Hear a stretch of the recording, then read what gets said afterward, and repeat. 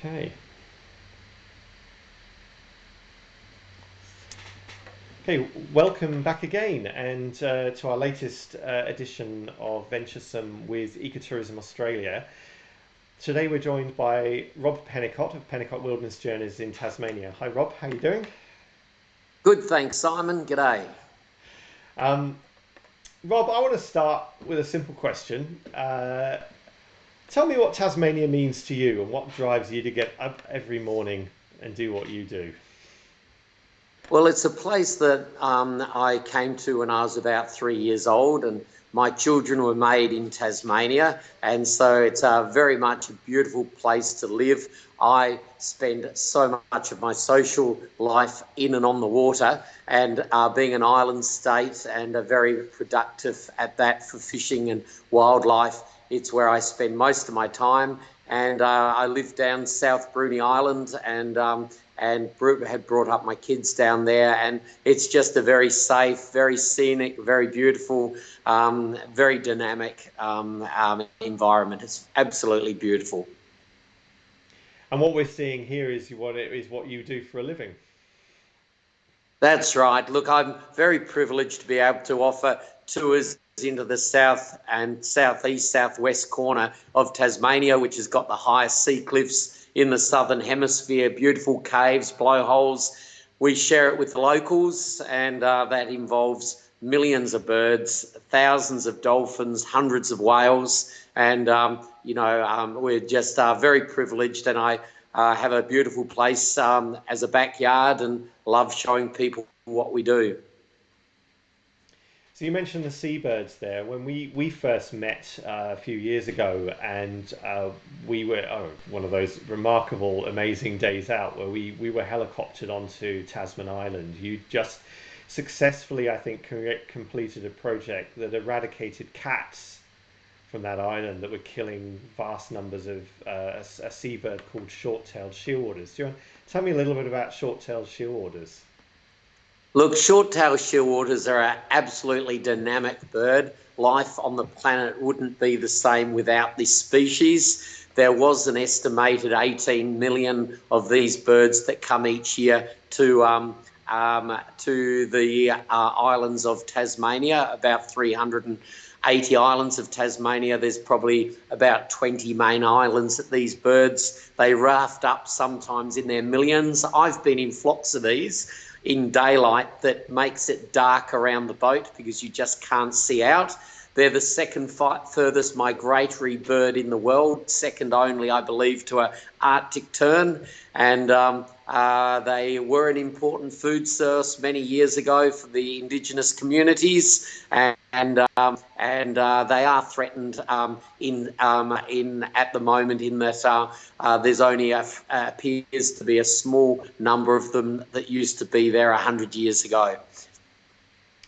I was reading a few days ago some extracts from Captain Flinder's diary from 1798, and they say when they first sailed into Bass Strait with Surgeon Bass, before Bass Strait was actually named, it was just the Strait, they encountered a flock of birds, and they did a back of envelope calculation based on density, I think, their travel speed, the length of the flock they went through, and they estimated 151.5 million birds in one flock. Oh, did you say 151 million? I like the way they add a million just so it doesn't look like a round figure. They calculated it based on cubic yards per bird and the amount of distance they did through a flock and its depth and width, and just did a general calculation. And it doesn't surprise me, I think, because the population decline in those birds, as you were saying, since the European sealers settled the Furneaux group, was substantial enough up until the 1900s. And I think we've lost 35% since 1980. And if you sort of back calculate, there had to have been hundreds of millions back in the day, I would think. The one that really amazes me about them is that when they all appear more or less at the same time, they do their breeding cycle, and then the adults leave a couple of weeks before the chicks leave, and then the chicks leave for their huge migration with no one showing them the way, and their built-in GPS dips down into the Southern Ocean slightly, and then all the way to the seas off Japan and that type of thing. And with no one showing them the way, I just find that absolutely incredible. We think we're clever, but none of us could do anything like that. Yeah, you're right, and not only that, as you say, a lot of seabirds exhibit is it natal philopatry is the technical term. So they come back to breed where their parents bred. So not only are they getting themselves back to the general area, they're finding their way back to the actual island that they left from, which is extraordinary.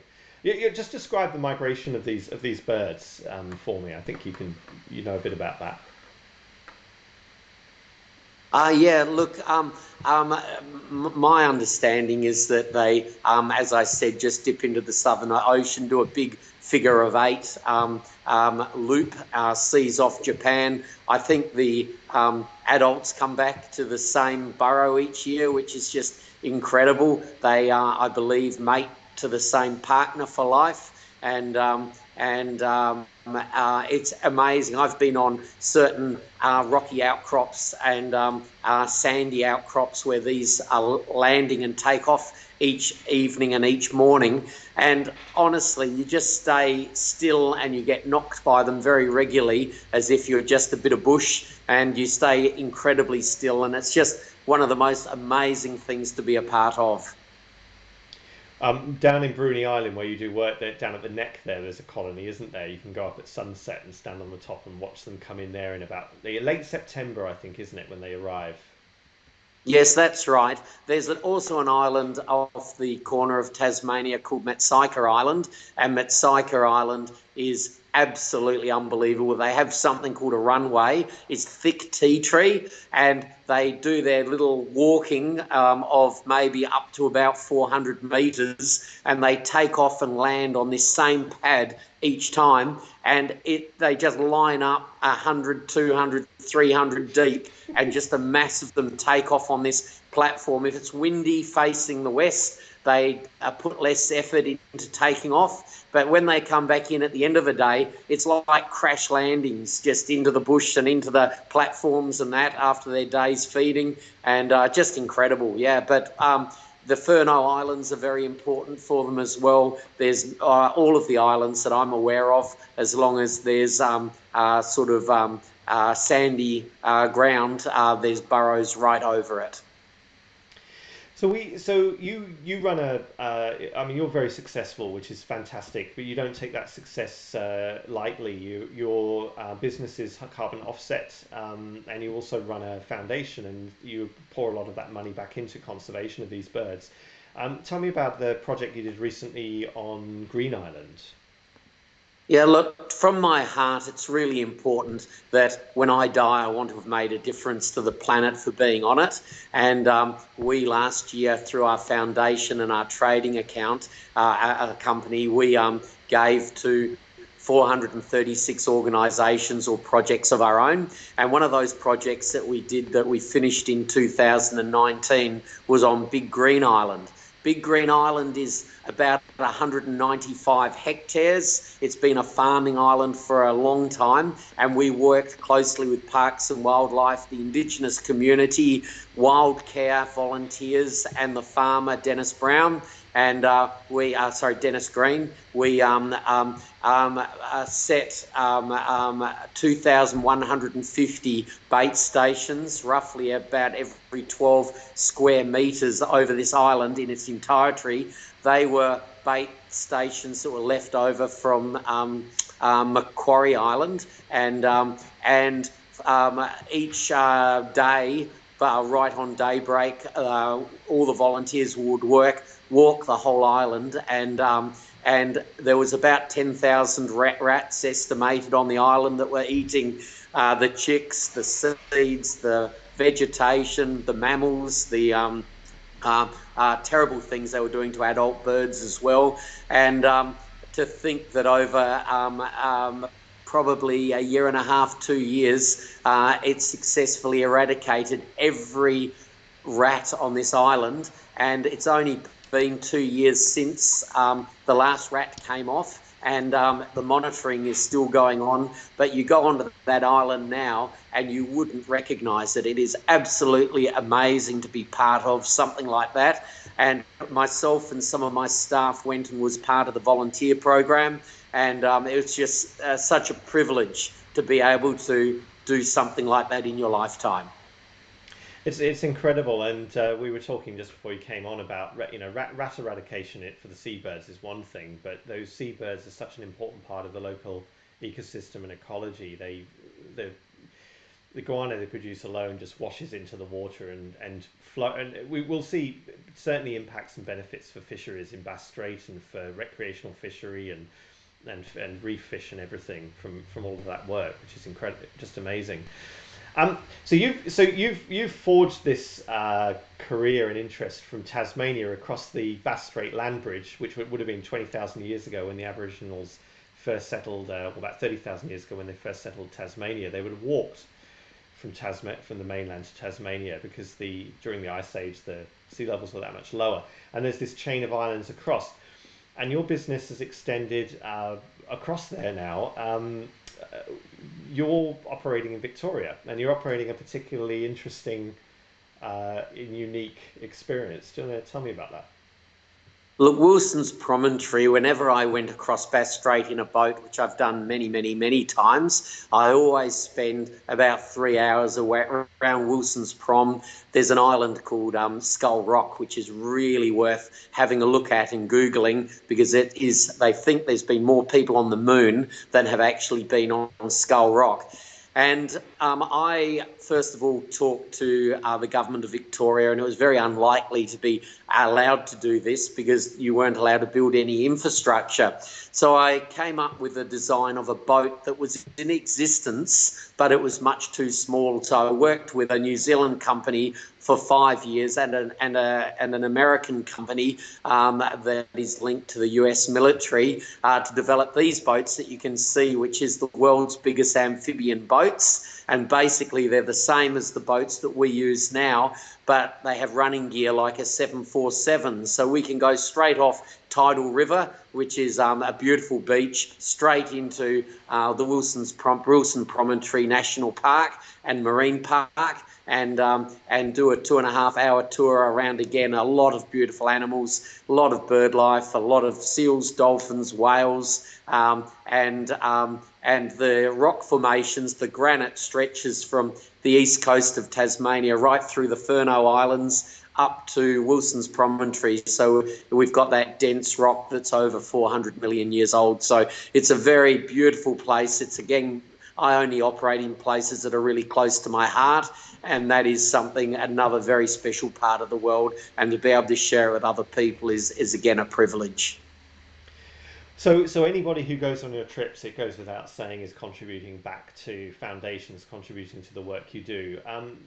We're talking about ecotourism in these interviews. So what do you think ecotourism should be about, and in particular, what are the signs you're seeing in recent years of people's behaviour and interest in that, and how has it influenced what you do, and how do you think it should influence what everyone does when they're running a tourism operation? I think, again, using the word ecotourism, you have to believe in it from your heart. I think there's more people travelling now who really want to do the right thing by the planet and the earth. And if you are a responsible person to operate a business that really focuses on sustainability, and not just throw the word sustainability out there, but the pillars of sustainability for me are very much environmental, obviously financial. It's also your staff, which a lot of people don't invest in that side, and community is the other pillar of sustainability. I think it's very important that the local community feels part ownership of your business, and they're part of the way that you built up. The environmental side, again, if you can't make the world a better place for operating in it, I question whether you should operate in it in the first place. I think it's very, very wise words.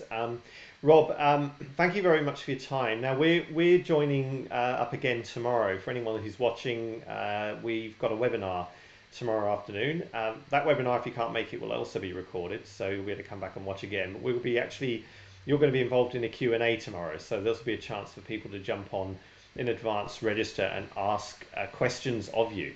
So that webinar is not about us talking about what we do. It's a chance for people to ask about what they want to do and learn a little bit more about Tasmania and the things that can be done. So definitely jump on there. Jump onto Pennicott Wilderness Journeys website. Goes without saying. Have a look at what Rob does and follow Ecotourism Australia and Wildiaries as well. Rob, thank you very much for your time. It's been very, very informative and always a pleasure. Thank you, likewise, Simon. Look forward to seeing you tomorrow. Okay, cheers. Thank you.